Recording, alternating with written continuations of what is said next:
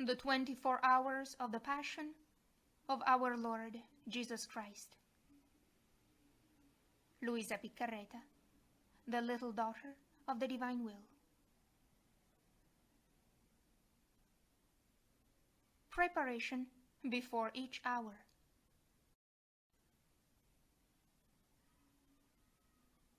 O my Lord Jesus Christ, prostrate in your divine presence, I implore your most loving heart to admit me to the sorrowful meditation of the 24 hours in which, for love of us, you wanted to suffer so much in your adorable body and in your most holy soul unto death on the cross.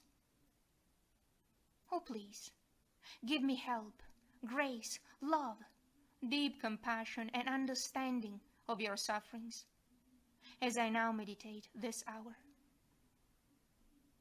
And for those which I cannot meditate, I offer you my will to meditate them, and I willingly intend to meditate them in all the hours in which I have to apply myself to my duties or sleep.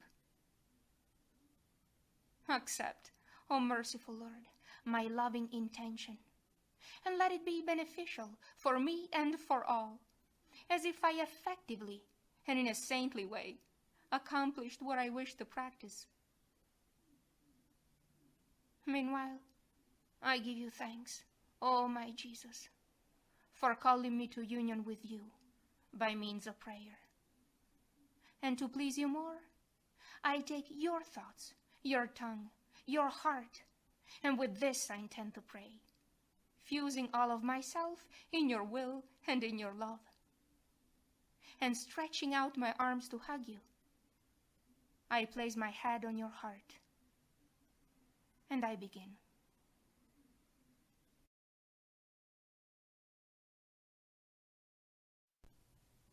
Seventeenth hour, from 9 to 10 a.m. Jesus is crowned with thorns.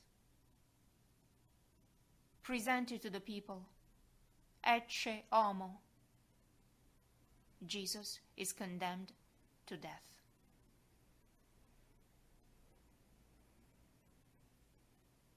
My Jesus, infinite love, the more I look at you, the more I comprehend how much you suffer. You are already completely lacerated. There is not one point left whole in you. The executioners, enraged in seeing that in so many pains you look at them with so much love, and in seeing that your loving gaze, forming a sweet enchantment, almost like many voices, prays and supplicates for more pains and new pains. Though inhuman, yet forced by your love, make you stand on your feet. Unable to stand yourself, you fall again into your own blood, and irritated with kicks and shoves, they make you reach the place where they will crown you with thorns. My love, if you do not sustain me with your gaze of love, I cannot go on seeing you suffer. I feel a shiver in my bones. My heart throbs. I feel I am dying. Jesus, Jesus, help me. And my lovable Jesus says to me, my child, courage. Do not miss anything of what I suffered. Be attentive to my teachings. I have to redo man in everything. Sin has removed the crown from him and has crowned him with opprobrium and with confusion. So he cannot stand before my majesty. Sin has dishonored him, making him lose any right to honors and to glory. This is why I want to be crowned with thorns, to place the crown on man's forehead, and to return to him all rights to every honor and glory.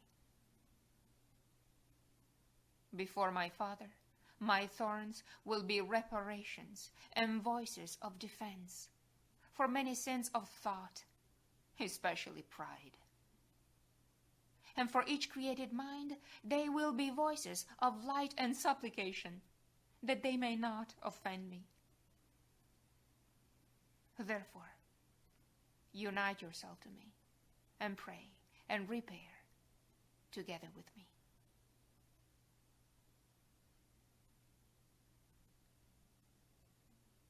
Crowned Jesus, your cruel enemies make you sit. They place a rag of purple on you. They take the crown of thorns, and with infernal fury they put it on your adorable head. Then, by blow of rod, they make the thorns penetrate into your forehead, and some of them reach into your eyes, into your ears, into your skull, and even behind your neck. My love, what torment, what unspeakable pains! How many cruel deaths you suffer! Your blood pours down upon your face in such a way that one can see nothing but blood. But under those thorns and that blood, your most holy face appears, radiant with sweetness, with peace, and with love. And the executioners, wanting to complete the tragedy, blindfold you, place a reed in your hand as scepter, and begin their mockeries.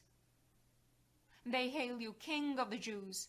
They beat you on the crown. They slap you. They say to you, "Guess who hit you?" And you remain silent. You answer by repairing for the ambition of those who aspire to kingdoms, to dignities, to honors, and for those who, finding themselves in positions of authority and behaving incorrectly, cause the ruin of the peoples and of their souls, which had been entrusted to them. And their evil examples push others toward evil and cause the loss of souls. With this reed you hold in your hand, you repair for so many works, good, but empty of interior spirit, and also done with evil intentions. In the insults and the blindfold, you repair for those who ridicule the holiest things, discrediting them and profaning them. You also repair for those who blindfold the sight of their intelligence in order not to see the light of truth. With this blindfold, you impetrate that the blindfolds of passions, of riches, and of pleasures may be removed from us.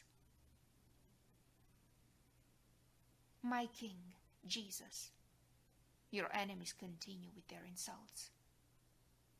The blood which flows from your most holy head is so much that reaching into your mouth, it prevents you from letting me hear clearly your most sweet voice. So I cannot do what you do. Therefore I come into your arms. I want to sustain your pierced and suffering head.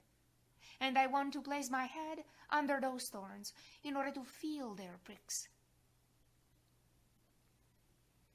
But as I say this, my Jesus calls me with his loving gaze. And quickly I embrace his heart, and I try to sustain his head. Oh, how beautiful it is to be with Jesus, even in the midst of 1,000 torments. And he says to me, "My child, these thorns say that I want to be constituted king of each heart. To me belongs every dominion. Take these thorns and prick your heart.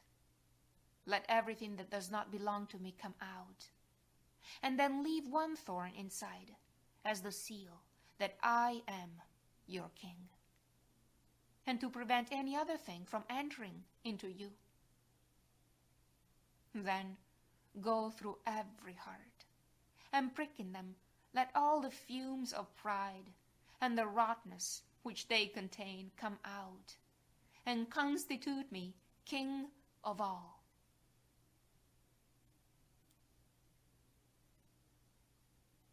My love, my heart breaks in leaving you.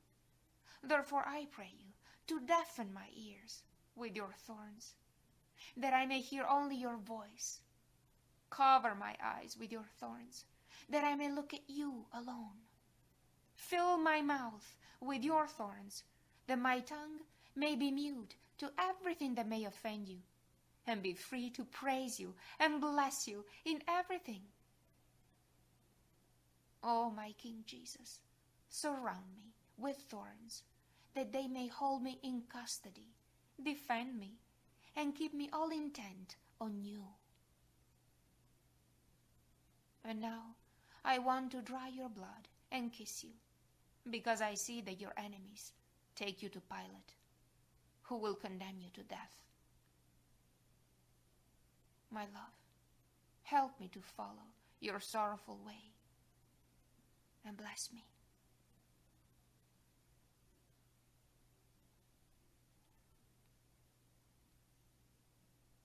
Jesus once again before Pilate, who shows him to the people.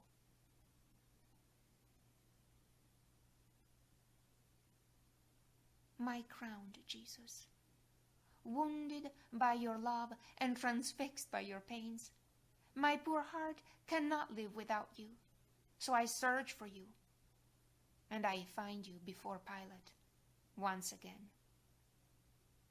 But what a moving scene! The heavens are horrified, and hell trembles with fear and rage. Life of my heart, my gaze cannot bear the sight of you without feeling itself dying. But the enrapturing power of your love forces me to look at you, that I may comprehend your pains well, and I contemplate you amid tears and sighs. My Jesus, you are naked, but still you clothe yourself. I see you clothed with blood, your flesh torn, your bones uncovered, your most holy face unrecognizable. The thorns stuck in your most holy head reach into your eyes, into your face, and I see nothing but blood which, pouring down to the ground, forms a bloody torrent behind your feet. My Jesus, I can no longer recognize you because of the way you have been reduced. Your state has reached the most profound excesses of humiliations and spasms. I can no longer bear the sight of you, so sorrowful. I feel I am dying. I would want to snatch you from the presence of Pilate, to enclose you in my heart and give you rest. I would want to heal your wounds with my love, and flood the whole world with your blood, to enclose all souls in it and conduct them to you as the conquest of your pains. And you, O patient Jesus, seem to look at me with difficulty through the thorns, and you say to me, my child, come into these bound arms of mine. Place your head on my breast, and you will see pains more intense and bitter. Because what you see on the outside of my humanity is nothing but the outpouring of my interior pains. Pay attention to the beats of my heart, and you will hear that I repair for the injustices of those who command, for the oppressions against the poor and the innocents subordinated to kings, for the pride of those who, in order to preserve dignities, positions, and riches, do not hesitate to break any law and to harm their neighbor, closing their eyes to the light of truth. With these thorns, I want to shatter the spirit of pride of their lordships, and with the holes which they form in my head, I want to open my way into their minds in order to reorder all things in them according to the light of truth. By remaining so humiliated before this unjust judge, I want to make everyone understand that only virtue is that which constitutes man king of himself. And I teach to those who command that virtue alone, united to upright knowledge, is worthy and capable of governing and ruling others, while all other dignities without virtue are dangerous and deplorable things. My child, echo my reparations and continue to be attentive to my pains.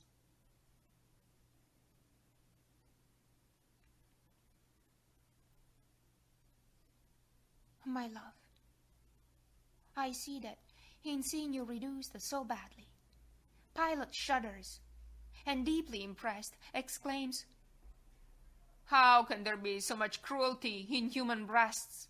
Ah, this was not my will in condemning him to the scourging." And wanting to free you from the hands of the enemies, in order to find more convenient reasons, all humbled, removing his gaze from you because he cannot sustain your sight, too painful, he questions you again. "But tell me, what have you done? Your people gave you into my hands. Tell me, are you a king? What is your kingdom?" At the storming questions of Pilate, you, O my Jesus, do not answer. And recollected within yourself, you think about saving my poor soul at the cost of so many pains. Since you do not answer, Pilate adds, "Do you not know that it is in my power to release you or to condemn you?" But you, O my love, wanting to make the light of truth shine in the mind of Pilate, answer, "You would have no power over me if it did not come to you from above. Therefore, those who gave me into your hands have committed a sin graver than yours." Almost moved by the sweetness of your voice, irresolute as is, with his heart in a tempest, thinking that the Jews would be more compassionate, Pilate decides to show you from the lobby, hoping that they may be moved to compassion in seeing you so tortured, so as to be able to release you. Sorrowful Jesus, my heart faints in seeing you follow Pilate. You walk with difficulty, bent over, under that horrible crown of thorns. Your blood marks your steps, and as you go out, you hear the tumultuous crowd anxiously awaiting your condemnation. Impose in silence, in order to call the attention of all and to be heard by all. Pilate, with repugnance, takes 2 hems of the purple which covers your chest and shoulders. He lifts it so that all may see how you are reduced, and says in a loud voice, "Ecce homo! Look at him. He no longer has the features of a man. Observe his wounds. He can no longer be recognized. If he has done evil, he has already suffered enough, or rather too much. I already regret having made him suffer so much. Therefore, let us set him free." Jesus, my love, allow me to sustain you, because I see that, unable to stand under the weight of so many pains, you stagger. Ah, In this solemn moment, your destiny is decided. At the words of Pilate, all become silent, in heaven, on earth, and in hell. And then, as though in one single voice, I hear the cry of all, "Crucify him! Crucify him! We want him dead at any cost."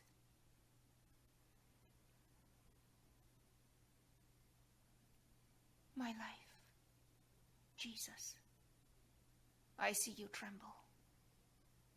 The cry of death descends into your heart. And among these voices, you recognize the voice of your dear Father, which says, "My son, I want you dead, and dead crucified." Ah, you hear also your Mama, who, though pierced and desolate, echoes your dear Father. "Son, I want you dead." The angels, the saints, hell, everyone in one voice cries out, "Crucify him! Crucify him!" There's not one soul who wants you alive. And, to my deepest blush, sorrow, and horror, I too feel forced to cry out by an irresistible force, "Crucify him!" My Jesus, forgive me if I too, a miserable, sinful soul, want you dead. But I pray you to make me die together with you.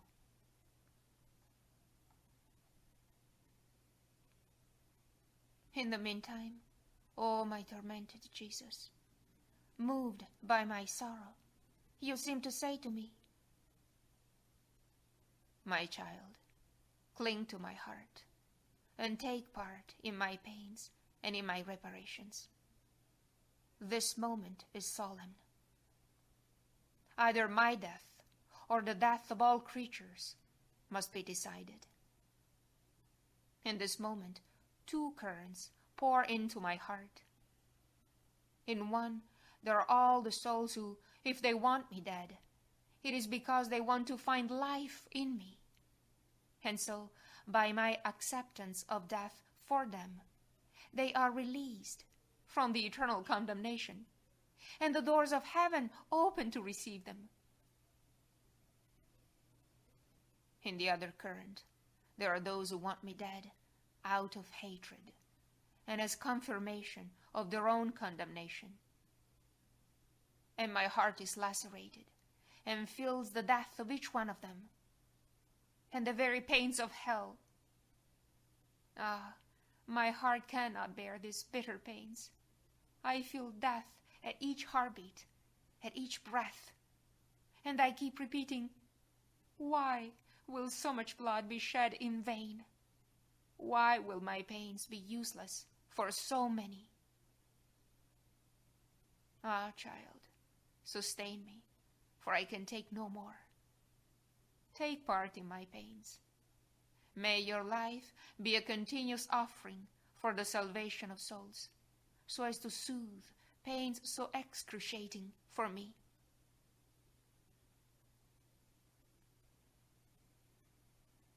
My heart, Jesus, your pains are mine, and I echo your reparations. But I see that Pilate is astonished, and he hastens to say, "How can this be? Should I crucify your king?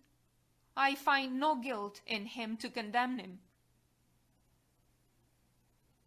And the Jews cry out, deafening the air, "We have no other king but Caesar, and if you do not condemn him, you are not a friend of Caesar. Insane! Insane! Crucify him! Crucify him!" Not knowing what else to do, for fear of being deposed, Pilate has a bucket of water brought to him. And washing his hands, he says, "I'm not responsible for the blood of this just one." And he condemns you to death. But the Jews cry out, "May his blood fall upon us and upon our children." And in seeing you condemned, they make feast, they clap their hands, they whistle and shout.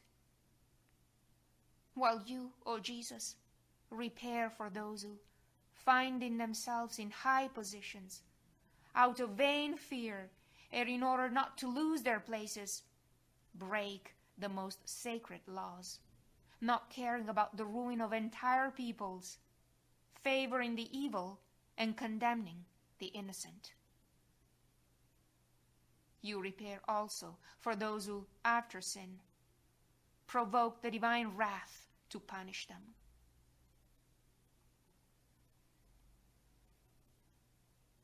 But while you repair for this, your heart bleeds with sorrow in seeing your chosen people struck by the malediction of heaven, which they themselves with full will have wanted, sealing it with your blood, which they cursed. Ah, your heart faints. Allow me to sustain it in my hands, making your reparations and your pains my own. But your love pushes you higher, and, impatient, you already look for the cross. My life, I will follow you, but for now rest in my arms. Then we will reach Mount Calvary together. Therefore, remain in me and bless me.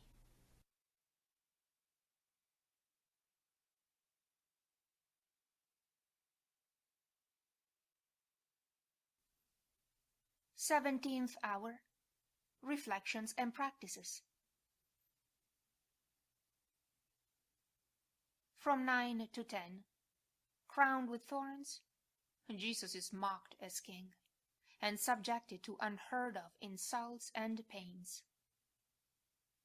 He repairs in a special way for the sins of pride. And do we avoid sentiments of pride? Do we attribute to God the good which we do? Do we consider ourselves inferior to others? Is our mind always empty of any other thought in order to give rise to grace? Many times we do not give rise to grace by keeping our mind filled with other thoughts. Then, since our mind is not completely filled with God, we ourselves cause the devil to bother us, and maybe we even foment temptations. When our mind is filled with God, as the devil approaches us, not finding the place toward which to direct his temptations, confused, he flees. In fact, holy thoughts have so much power against the devil that, as he is about to approach us, they wound him like many swords and cast him away. Therefore, we lament unfairly when our mind is bothered and tempted by the enemy. It is our poor surveillance that pushes our enemy to assault us. He is spying on our mind in order to find little gaps and attack us. Then, instead of relieving Jesus with our holy thoughts and removing the thorns from him, ungrateful, we push them into his head, making him feel the pricking more sharply. In this way, grace remains frustrated and cannot carry out the crafting of its holy inspirations in our mind. Many times we do even worse. As we feel the weight of temptations, instead of bringing them to Jesus, making of them a bundle to be burned by the fire of his love, we worry, we become sad, and speculate on those very temptations. Therefore, not only does our mind remain occupied by evil thoughts, but all of our poor being remains as though soaked with them. And so it would almost take a miracle from Jesus to free us. Jesus looks at us through those thorns, and, calling us, he seems to say, "Ah, my child, you yourself do not want to cling to me. If you had come soon to me, I would have helped you to free yourself from the bothers which the enemy brought into your mind. And you would not have made me sigh so much for your return. I asked for help from you in order to be freed from thorns so sharp, but I waited in vain, because you were occupied with the work that your enemy had given you. Oh, how much less tempted you would be if you came soon into my arms. Fearing me and not you, the enemy would leave you immediately. My Jesus, may your thorns seal my thoughts in your mind and prevent the enemy from causing any sort of temptation.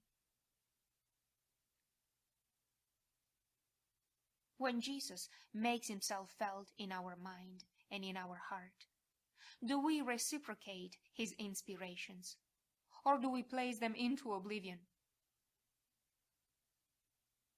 Jesus is mocked as king. And do we respect all the holy things? Do we use all the reverence which befits them, as if we were touching Jesus Christ himself? My crowned Jesus, let me feel your thorns, so that I may understand from their pricks how much you suffer, and I may constitute you as king of my whole self.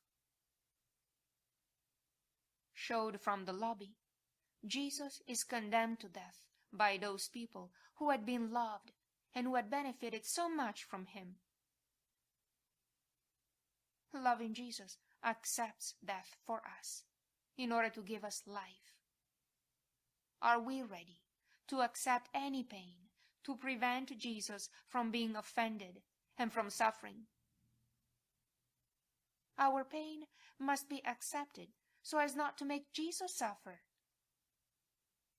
Since he suffered infinitely in his humanity, and since we have to continue his life on earth, we must reciprocate the pains of the humanity of Jesus Christ with our own pains.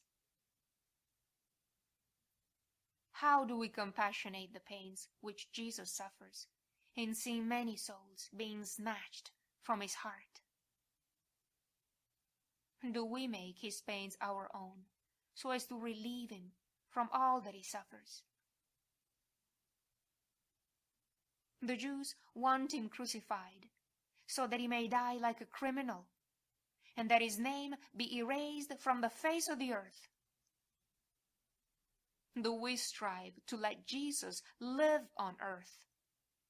With our acts, with our example, with our steps, we must put a divine mark in the world, so that Jesus may be recognized by all, and so that, through our works, his life may have a divine echo, heard from one end of the world to another. Are we ready to give our own life so that beloved Jesus may be relieved of all the offenses?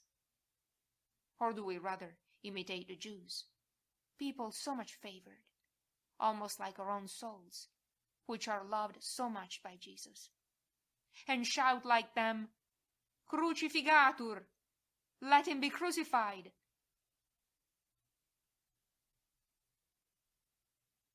My condemned Jesus, may your condemnation be my own, which I accept for love of you. And in order to console you, I will pour myself continuously in you, to bring you into the hearts of all creatures, to make you known to all, and to give your life to all. thanksgiving after each hour. My lovable Jesus, you have called me in this hour of your passion to keep you company, and I have come. I seem to hear you praying, repairing, and suffering, in anguish and sorrow, pleading for the salvation of souls in the most touching and eloquent voices. I tried to follow you in everything, and now, having to leave you for my usual occupations, I feel the duty to say to you thank you, and I bless you.